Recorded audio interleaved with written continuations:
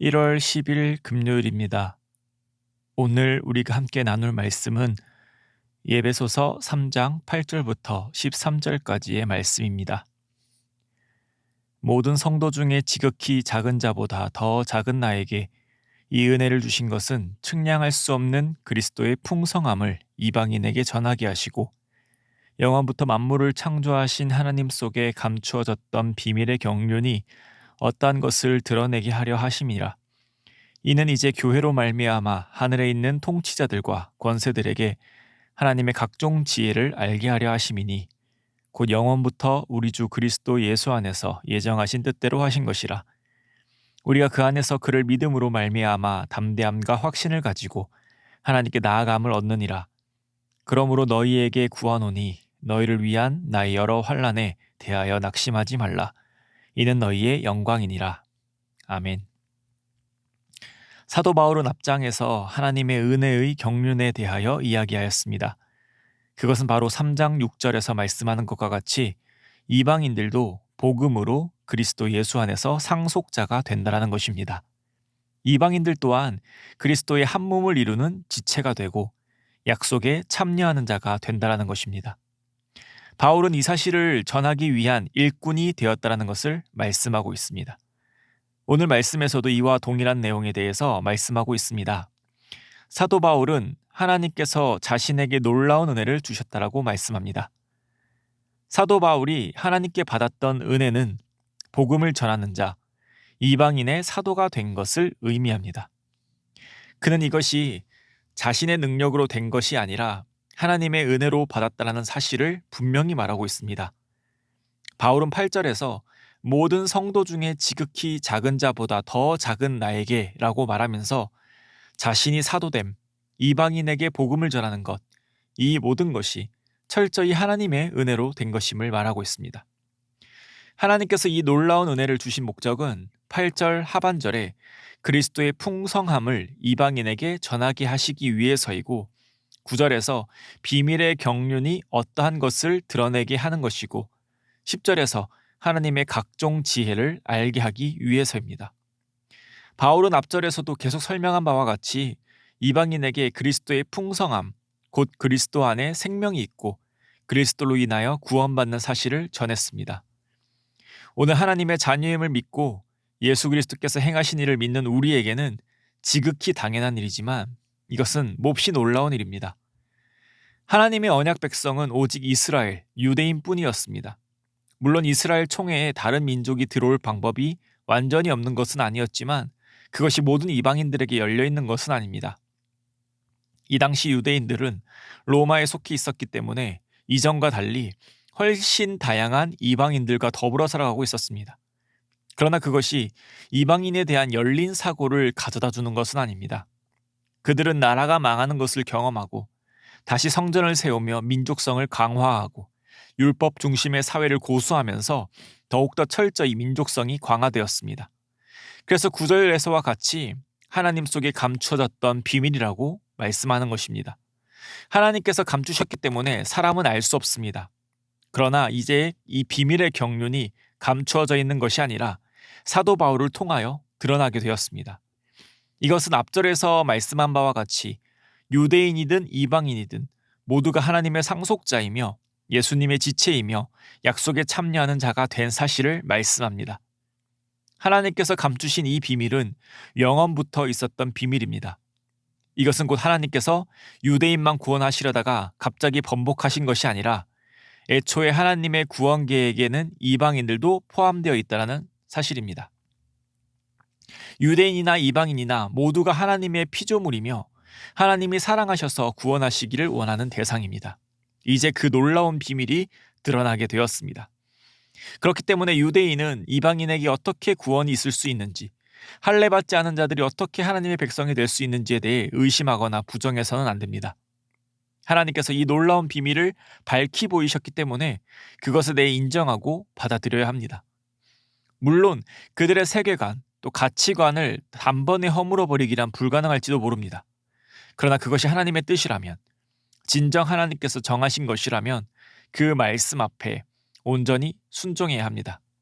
절대적인 가치라 생각했던 것, 또한 세상의 상식이라 해도 말입니다. 하나님께서 비밀로 하신 이 놀라운 사실이 이제는 드러나게 되었습니다. 그리고 그 모습을 이 땅에서 간직하고 있는 곳이 바로 예수님의 몸인 교회라고 말씀하십니다. 예수 그리스도로 인하여 유대인이나 이방인이나 다 한 몸이 되어 오직 하나님께만 예배드리는 공동체, 그것이 바로 교회입니다. 이 교회를 통하여 10절에서와 같이 하늘에 있는 통치자들과 권세들 또한 하나님의 각종 지혜를 알게 됩니다.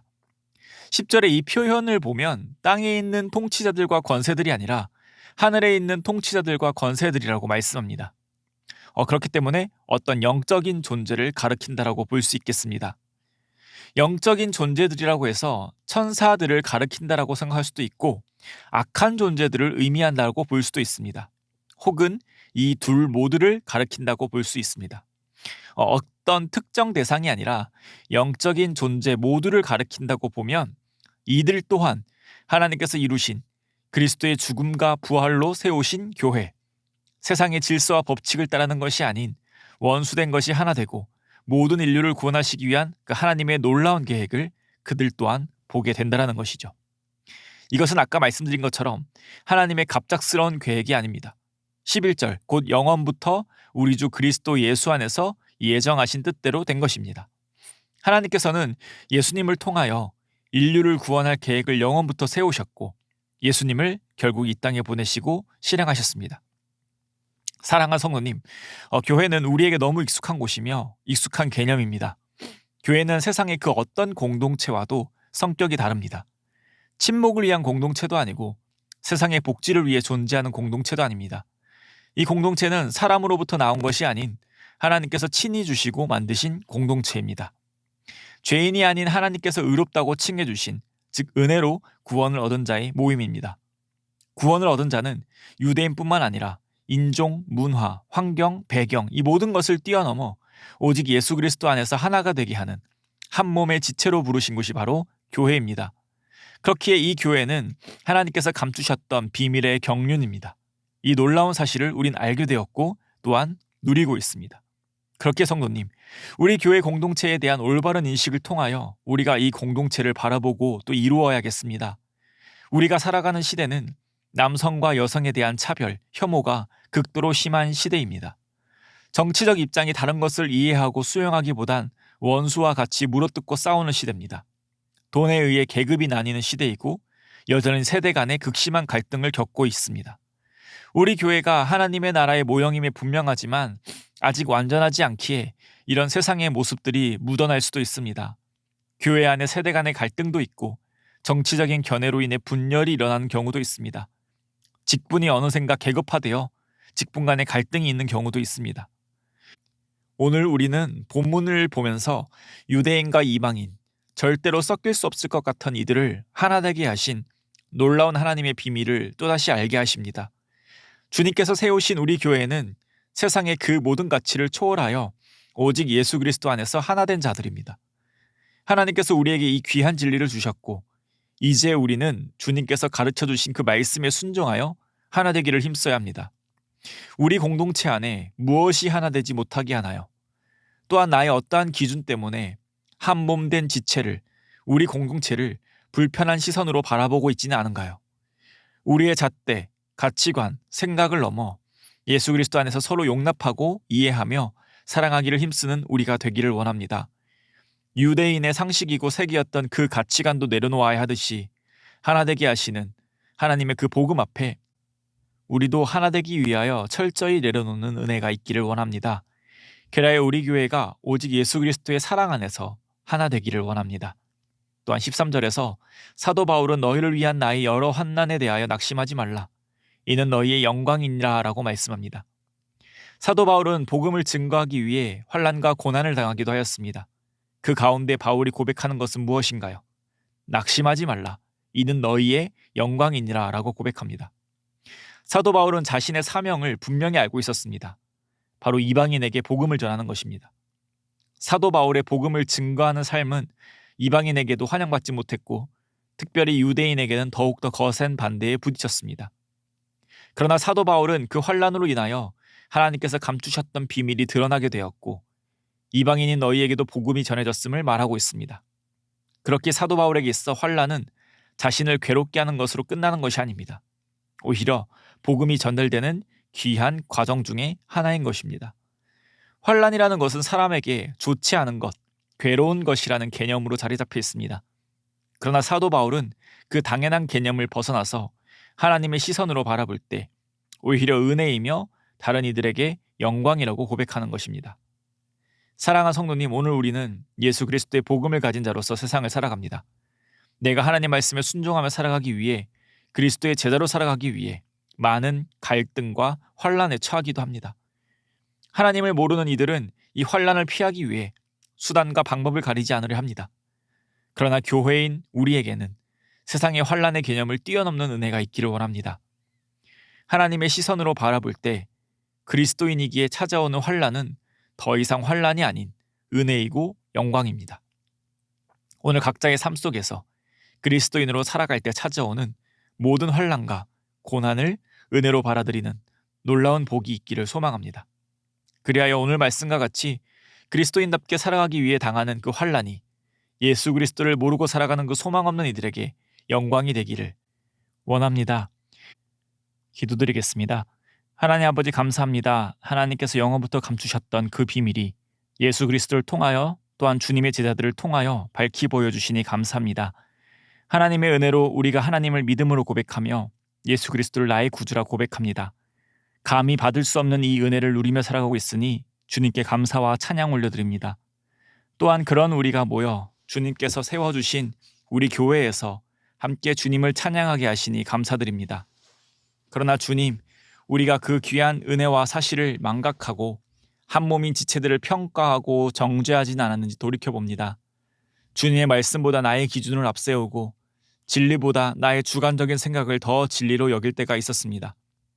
우리 안에 분열되고 정죄하려는 그 모든 죄악된 행위들을 주님의 은혜로 깨닫게 하시고 멈추게 하여 주시옵소서. 그리하여 우리가 온전히 힘쓸 것은 더욱더 하나님 안에서 서로 사랑하기를 힘쓰는 자들 되게 하여 주시옵소서.